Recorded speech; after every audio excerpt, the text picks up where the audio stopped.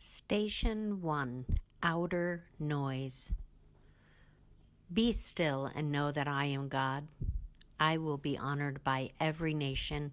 I will be honored throughout the world. Psalm 46:10. Turn on your TV. This TV represents the noise and distractions of our lives.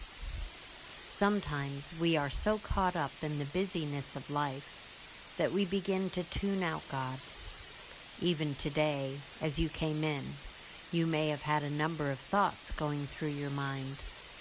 Take a moment to acknowledge the static in your mind.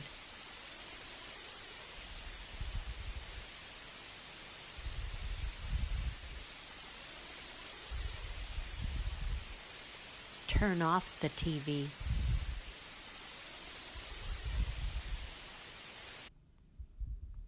Look at the blank screen now. Use its stillness as a reminder to quiet your spirit before God.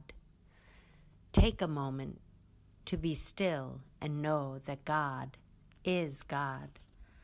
Ask God to quiet your thoughts and put aside distractions so you can focus on God and hear God's voice through this journey.